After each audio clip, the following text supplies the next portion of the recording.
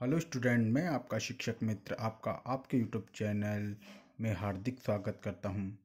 आज का वीडियो हमारा कक्षा 8 के छात्रों के लिए बहुत ही महत्वपूर्ण होने वाला है, क्योंकि आज के वीडियो में हम कुछ महत्वपूर्ण परीक्षा उपयोगी प्रश्नों पर चर्चा करेंगे। देखिए, जैसा कि आपको पता है कि आपकी परीक्षा में कुछ प्रश्न जो है वस्तुनिष्ठ टाइप के आते हैं और निम्न प्रश्नों के जो उत्तर होते हैं आपको क्रमाक्षर कोष्ठक में लिखने होते हैं। इसमें हमारा जो पहला प्रश्न है वो है, वाहनों के लिए कौन सा ईंधन कम प्रदूषक होता है। वाहनों के लिए कौन सा ईंधन कम प्रदूषक होता है, मतलब कम धुआं देता है। तो इसमें हमारे ऑप्शन है डीजल, पेट्रोल, एलपीजी और सीएनजी। देखिए, आप जानते हैं कि डीजल और पेट्रोल की जो गाड़ियां होती हैं इनसे खूब धुआं निकलता है, और एलपीजी जो होता है ये थोड़ा कम होता है, लेकिन जो सीएनजी होता है ये बिल्कुल ही कम प्रदूषक होता है। तो वाहनों में जो एलपीजी का तो उपयोग वैसे करते भी नहीं है, तो वाहनों के लिए यहाँ पूछा गया है कि वाहनों के लिए कौन सा ईंधन कम प्रदूषक है, तो हमारा उत्तर आएगा सीएनजी, संपीड़ित प्राकृतिक गैस। तो हम यहाँ पर हमारा जो द ऑप्शन है उस पर सही निशान लगा देंगे, या फिर जो कोष्ठक है उसमें हम द भर देंगे। आइए चर्चा करते हैं अपने दूसरे प्रश्न की। सोने व चांदी को पिघलाने हेतु सुनार ज्वाला के जिस क्षेत्र का उपयोग करते हैं वह है। देखिए, सोने और चांदी को पिघलाने के लिए सुनार जो है ज्वाला का उपयोग करता है। उनके पास में एक फूंकनी टाइप में होती है और उसे फूंक मार करके वो उनको पिघलाते हैं। तो आप जानते हैं कि ज्वाला के जो हैं कई भाग होते हैं, जैसे बाह्य क्षेत्र होता है, मध्य क्षेत्र होता है, आंतरिक क्षेत्र होता है। तो इसमें जो सबसे गर्म होता है वो होता है बाह्य क्षेत्र, और इसी का उपयोग जो होता है सुनार जो है वो सोने और चांदी को पिघलाने के लिए करते हैं। तो हमारा जो इसमें सही उत्तर आएगा वो आएगा ए, और हम यहाँ पर जो है हमारा ए ऑप्शन भर देंगे। हमारा तीसरा प्रश्न है, अक्षय प्राकृतिक संसाधन है। देखिए, अक्षय प्राकृतिक संसाधन ऐसे स्रोत होते हैं जो कभी भी खत्म नहीं होते हैं। जैसे यहाँ पर कई ऑप्शन है, सूर्य का प्रकाश है, कोयला है, प्राकृतिक गैस है, पेट्रोलियम है। इसमें से कोयला, प्राकृतिक गैस और पेट्रोल ये जमीन में सीमित मात्रा में है, और ये कभी ना कभी जो है ये ख़त्म हो जाएंगे।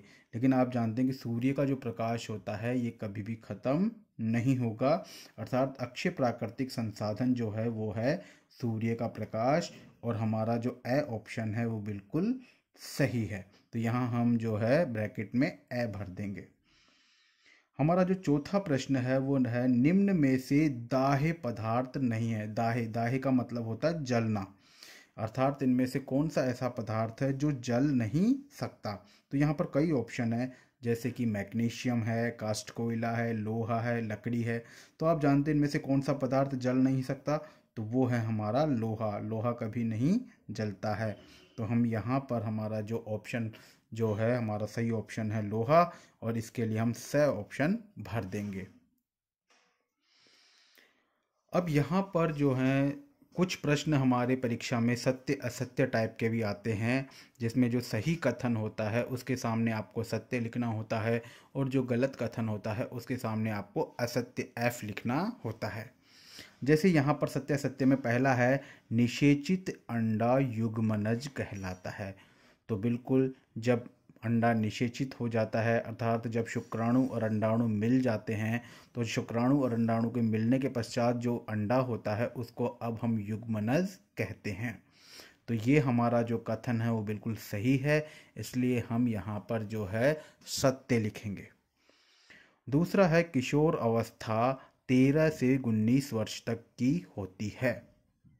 बिल्कुल, किशोर अवस्था जो होती है वो 13 से 19 वर्ष तक की होती है। कहीं कहीं पर आपको जो है ये 12 वर्ष भी लिखा हुआ होता है, 13 की जगह 12। तो 13 हो चाहे 12 हो, ये 12 से 19 या 13 से 19, तो ये भी कथन हमारा बिल्कुल सही है। तो यहाँ भी हम जो है ब्रैकेट में सत्य भर देंगे। आगे जो तीसरा प्रश्न है वो है, किशोर अवस्था में लंबाई में वृद्धि होती है। बिल्कुल किशोर अवस्था जो होती है अर्थात 13 वर्ष से लगा करके और 19 वर्ष तक की जो आयु होती है, इसमें जो किशोर होता है अर्थात जो बालक होता है जिसको हम किशोर कहते हैं, उसकी लंबाई में वृद्धि होती है। अचानक से वो बहुत तीव्र गति से वो लंबा होता है। तो ये कथन भी हमारा बिल्कुल सत्य है। तो यहाँ भी ब्रैकेट में हम सत्य भर देंगे। इसके पश्चात हमारा जो चौथा प्रश्न है, यदि आप घर के बाहर हैं तथा भूकंप आए तो आप घर के अंदर आएंगे। तो ये जैसे भूकंप आ गया तो क्या आप घर के अंदर आएंगे? बिल्कुल नहीं, बल्कि अगर घर के अंदर भी हैं तो किसी खुली बाहर जगह जाने का प्रयास करेंगे। तो ये कथन हमारा जो है गलत लिखा हुआ है, असत्य लिखा हुआ है। तो यहाँ पर हम जो है ये भर देंगे हमारा असत्य। अब बात कर रहे हैं हम कुछ अति लघुत्रात्मक प्रश्न की। ऐसे प्रश्न जिनका उत्तर आपको या तो एक शब्द में देना होता है या कुछ शब्द या एक लाइन में देना होता है। ऐसे प्रश्नों को हम अति लघुत्रात्मक प्रश्न कहते हैं। हमारा जो पहला जो अति लघुत्रात्मक प्रश्न है वो है ये है कि यदि आपके घर या आसपास आग लग जाए तो आप क्या करेंगे। जैसे मान आपके घर के आसपास कहीं आग लग गई तो आप क्या करेंगे? सबसे पहले अग्निशमन सेवा को सूचित करेंगे। कहाँ करेंगे? सबसे पहले अग्निशमन सेवा को सूचित करेंगे। अग्निशमन की गाड़ी आएगी और गाड़ी आकर के वो आग पर आसानी से काबू पा लेगी। तो इस तरीके से प्रश्न 2 है, बाह्य निषेचन का एक उदाहरण लिखिए। देखिए, जो मनुष्य होता है उसमें निषेचन होता है अंदर, मादा के अंदर, यानी शुक्राणु और अंडाणु मिलते हैं मादा के अंदर, उसे हम आंतरिक निषेचन कहते हैं। लेकिन जो मछली होती है, मछली है, मेंढक है, इनमें निषेचन होता है पानी में, बाहर। बाहर ही वो अंडे देते हैं, बाहर ही वो शुक्राणु का त्याग करते हैं। शुक्राणु और अंडाणु का मिलन भी बाहर ही होता है। अर्थात मछली में बाह्य निषेचन जो होता है वो बाहर होता है। अर्थात मछली बाह्य निषेचन का एक उदाहरण है। प्रश्न 3 है, पुरुष हार्मोन का नाम लिखिए। देखिए, पुरुषों में जो हार्मोन होता है जिसके कारण पुरुषों में दाढ़ी मूंछ आती है, उनकी आवाज़ भारी हो जाती है, उनके जननांगों का विकास होता है, तो वो जो पुरुष हार्मोन होता है उस हार्मोन का नाम होता है टेस्टोस्टेरोन हार्मोन। इसी हार्मोन के कारण उनमें द्वितीयक गौण लैंगिक लक्षणों का विकास होता है। अब इसी प्रकार से आपके अति लघुत्रात्मक प्रश्न और एक प्रश्न आपका मिलान का लगभग आता ही है। तो इस प्रश्न को भी आप अच्छे से कर लीजिए। जैसा कि मैं अपने पुराने वीडियो में भी जो है एक एक मिलान का प्रश्न आपको देता रहता हूं। अगर आप अभी तक आपने चैनल को सब्सक्राइब नहीं किया है तो चैनल को सब्सक्राइब करें। पिछले जो वीडियो हैं वो भी आप देखें। ये सभी वीडियो जो सभी प्रकार के प्रश्न उत्तर हैं वो आपके लिए बहुत ही महत्वपूर्ण होने वाले हैं, क्योंकि इस वर्ष जो है अभी तक जो है संजीव की डेसर अभी तक नहीं आई है। तो ये जो महत्वपूर्ण प्रश्न है ये एक महत्वपूर्ण प्रश्नों का संकलन है जो मैं छांट करके बना रहा हूँ आपके लिए। तो इनको अच्छे से याद कर लीजिए। मिलान कीजिए में आ गया समूह फर्स्ट और समूह सेकंड। देखिए, समूह फर्स्ट में है द्रवित पेट्रोलियम गैस, जिसको हम एलपीजी भी कहते हैं। और जो एलपीजी है हमारी, जो कि घरों में सिलेंडरों में भरी होती है, ये क्या काम आती है? घरों में ईंधन के रूप में काम आती है। घरों में ईंधन के रूप में इसको हम काम में लेते हैं। तो इसको द्रवित पेट्रोलियम गैस को हम मिला देंगे इससे घरों में ईंधन के रूप में। दूसरा है हमारा डीजल। तो देखिए, डीजल जो होता है ये हम काम में लेते हैं भारी मोटरों और वाहनों में ईंधन के रूप में। जो बड़े जो वाहन होते हैं, ट्रक वगैरह, उनमें डीजल डलता है। तीसरा है आपका पैराफिन मोम।